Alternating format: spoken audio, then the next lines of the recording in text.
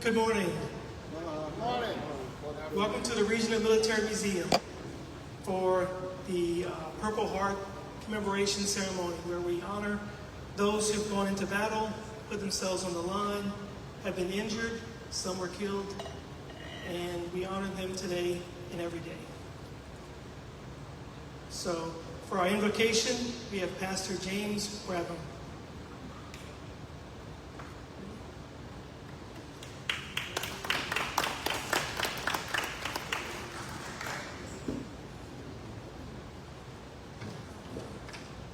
Thank you. First and foremost, let me say that on behalf of myself and our church, we are deeply honored, and it's a privilege for us to be here with y'all to celebrate this. I was talking earlier that, our history, every time one of our soldiers pass, a little bit of the history passes also, and that it does something to me that I want to make sure that, the history continues to be told. To where they can carry on.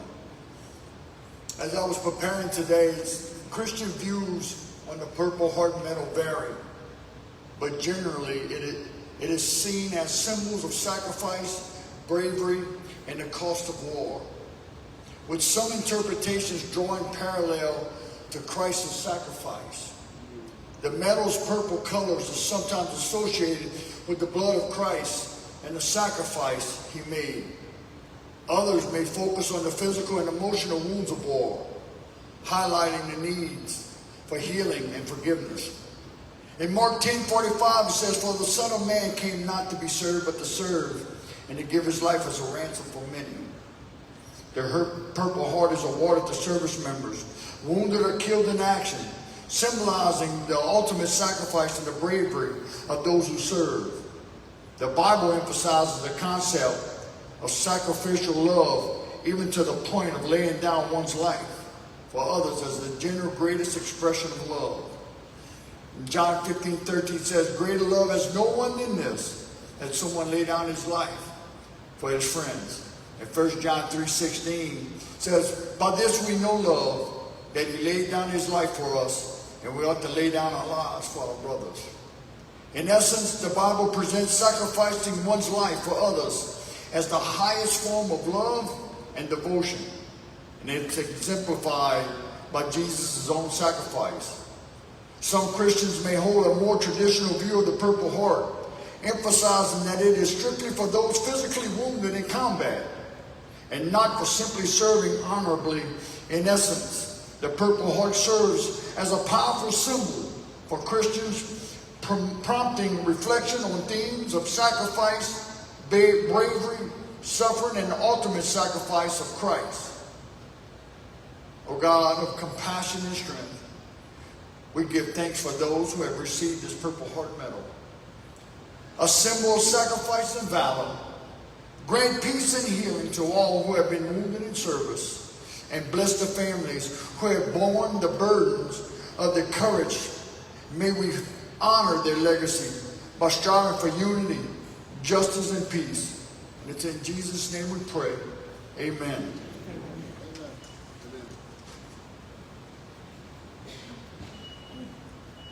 Thank you, Pastor.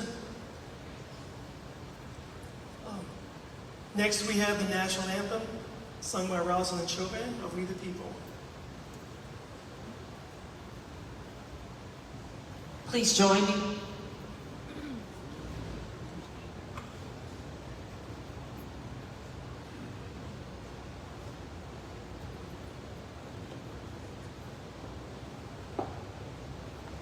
Oh, say, can you see by the dawn's early light what so proudly we hailed at the twilight's last gleaming, whose broad stripes and bright stars through the perilous fight o'er the ramparts we watched were so gallantly streaming, and the rockets' red glare, the bombs bursting in air,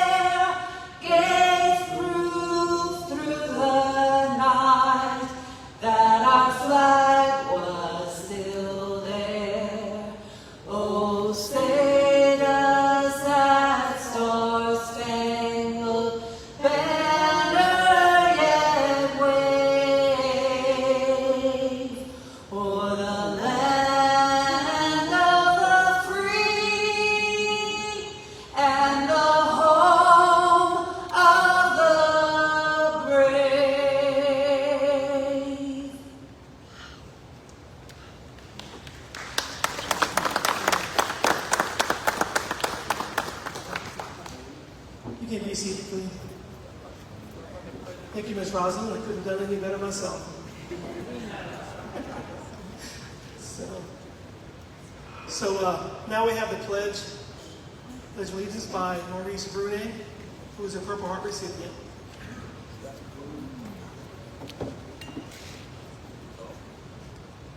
I pledge allegiance to the flag of the United States of America and to the republic for which it stands, one nation, under God, indivisible, with liberty and justice for all.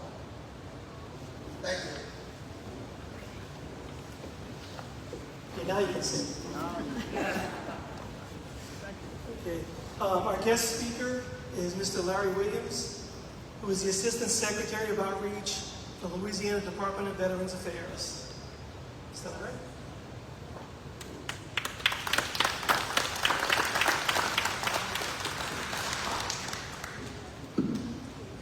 Good morning.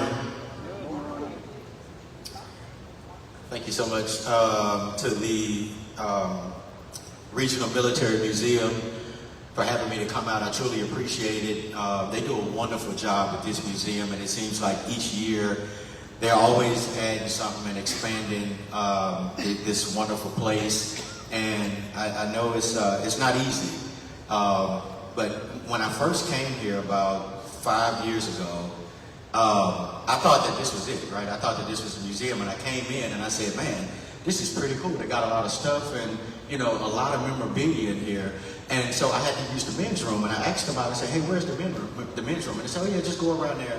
And it's a whole other part back there. I didn't even know about all of the stuff that was back there. So this is truly special. Kim Suggs, thank you so much for what you do, and the rest of the team that is here. My name is Larry Williams, and I currently serve as the Assistant Secretary of Outreach at the Louisiana Department of Veterans Affairs, also a 20-year retired Army veteran. On behalf of, thank you so much. On behalf of the Secretary of the Louisiana Department of Veterans Affairs, Charlton McGinley, I want to thank you all for being here this morning. Whether you are a Purple Heart recipient, family member, fellow veteran, or a friend of this community, your presence matters. Because today is a day set aside for one purpose: to say thank you to the men and women who carry in their bodies, in their memories, the cost of defending this nation. We are here to honor National Purple Heart Day. It was on August 7th, 1782 that George Washington, at his headquarters in Newborough, New York, established what at the time he called the Badge of Military Merit.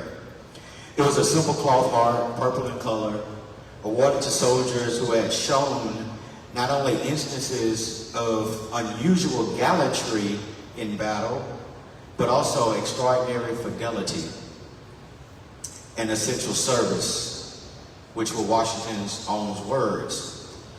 It was the first American military decoration ever created that was open to enlisted soldiers, not just officers. That was a radical thing for its time, and it is said, in effect, that courage and sacrifice do not come with a rank attached. Courage and sacrifice also do not come with the sex of a person, whether it be a male service member or a female service member. Courage is courage. That badge fell out of use for more than a century, but in 1932, on the 200th anniversary of Washington's birth, the Purple Heart was revived. This time, as the medal we recognize today, honored to service members wounded or killed in action. Since then, well over 1.9 million Purple Hearts have been awarded, each one attached to a name, each one attached to a moment on a beach in Normandy, a rice paddy in Vietnam, a mountain pass in the Korengal Valley, a roadside in Fallujah, a jungle in the Pacific, a trench in the Argonne. Different wars, different decades, different uniforms, but the same medal with the same meaning. This person bled for our country. I'll say that word again because we often let it to pass easily. Bled, not served, not participated. Bled. The Purple Heart is not a medal for showing up. It is a medal for what happened when the moment came and when the round found its mark, when the blast went off, when the enemy was close enough to touch. These men and women did not run away from the mission in front of them. They engaged the mission in front of them. Some of the people in this room today carry that medal. And I suspect many of you carry something else too. Something the medal does not fully capture. The friend who didn't come home from that same engagement. The sound that still comes back on the 4th of July. The scar that aches before it rains. The surgery that never quite finished healing. A Purple Heart marks a wound, but the wound itself does not end once the ribbon is pinned. It travels home with the service member. It sits at the dinner table with the service member. It shows up in the middle of the night when the service member is trying to sleep, but they can't because of wounds that were sustained on the battlefield. Anyone who has walked alongside a Purple Heart recipient, a spouse, a parent, a child, a battle buddy, knows that the sacrifice didn't stop at the point of injury. It kept going, quietly, sometimes otherwise, for years. So, Purple Heart Day is not about honoring, or not just about honoring an act of valor that happened once, on one day, in one place. It's about honoring everything that came after. The recovery, the therapy, the learning to walk again, the learning to write again, the learning to sleep through the night again, the decision made over and over to keep going anyway. I think about the words on the medal itself sometimes, Washington's profile on the front and on the back, the phrase for military merit. Merit. Not luck, not misfortune. Merit. Because the Purple Heart, unlike almost any other award, is given not for something a soldier chooses to seek out, but for something that happened to them in the course of choosing to serve at all. You don't train for it. You don't request it. The Purple Heart finds you. And that's exactly why we owe recipients more than a ceremony once a year. We owe them a system that works when they come home. We owe them a claims process that doesn't take them to fight a second war just to get the care they earned on the battlefield. We owe them a mental health support system that meets them where they are. Not a form that says where they should be. We owe them a community, this community, and many other like it, that doesn't let them carry any of it alone. And that's why places like this museum is so important. That's why the community here in Houma, Louisiana is so important. Serving those who have served. That's the work, ladies and gentlemen. That is what this day should push all of us to recommit to. Not just gratitude in the abstract, but action. Specific and sustained. Because a thank you for your service is easy to say. Making sure a wounded veteran has what they need to build a full life afterward, that takes all of us, all year round. You know, as I look around the room, I see some American Legion members. Those American Legion members are probably VFW members. Those VFW members are also probably part of the DAV. Those DAV members are also probably part of the AMVETS. These men and women who have served have decided that, yes, I took the uniform off a long time ago, but I will join a veteran service organization. I will continue to serve. I will continue to help those who need help. I will continue to go to Washington, D.C.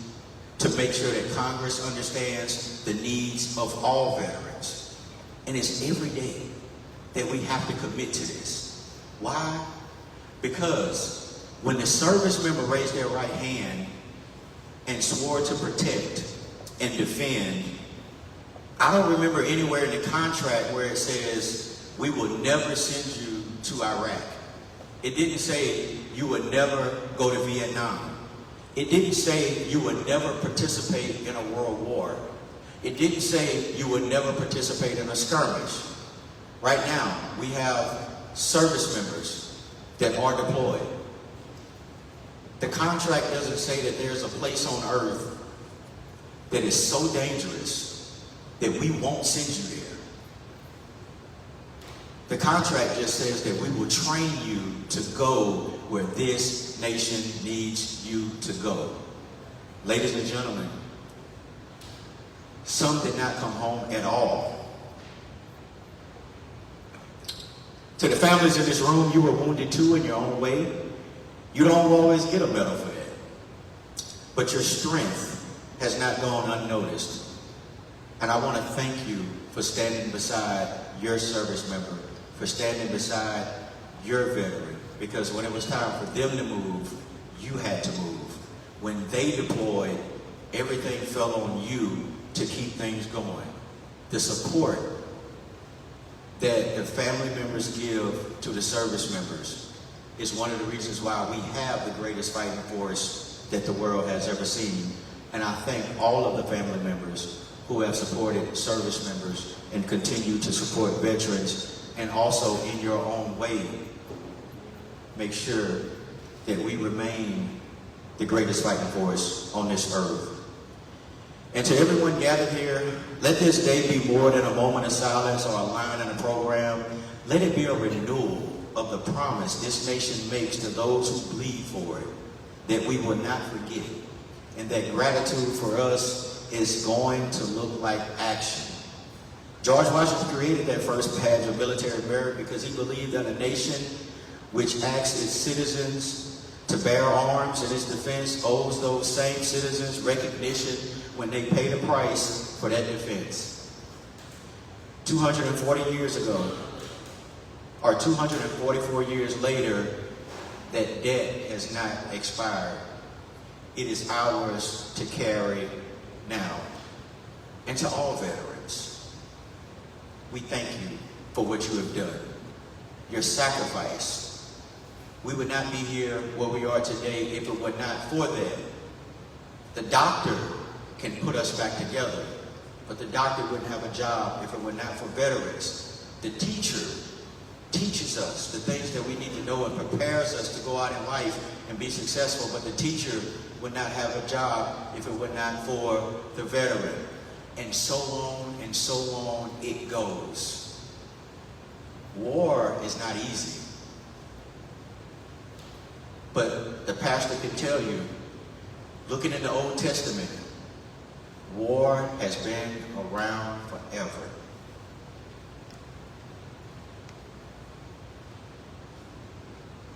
My personal thing is I put God first in all that I do. Because regardless of what goes on this earth, one day it will be no more. And we all have to let God lead us going forward. So, as we honor Purple Heart Day, to every man and woman who has ever pinned on that medal, and to every family who has stood beside them, we thank you. Your sacrifice built the freedom the rest of us walk around in every single day. And before I close, are there any Purple Heart recipients here today with us?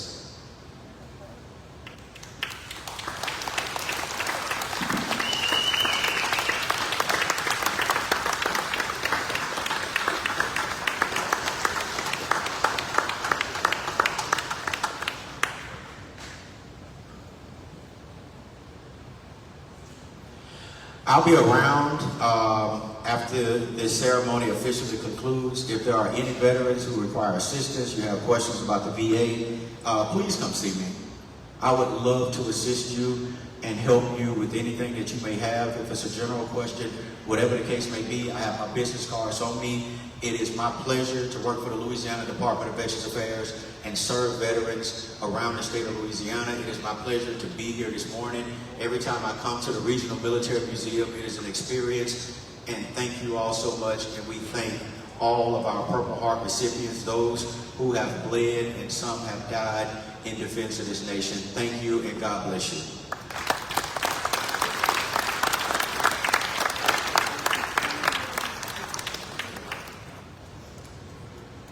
Thank you, Mr. Larry, for a wonderful speech. So, need to make some announcements. So we want to thank Mr. Tillman Laperouse and Mr. is it Bubba Laperouse for providing the meals we have here. So everyone is invited to take a plate lunch to go. We don't have the facilities here to have a full meal here, so on your way out, feel free to take a plate lunch with you.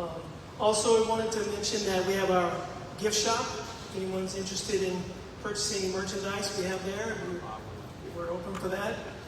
We also have our silent auction. So Mr. Cliff and Ms. Harley there, it's a silent auction, but they will talk to you. So, but feel free to do that. That closes 15 minutes after the ceremony ends.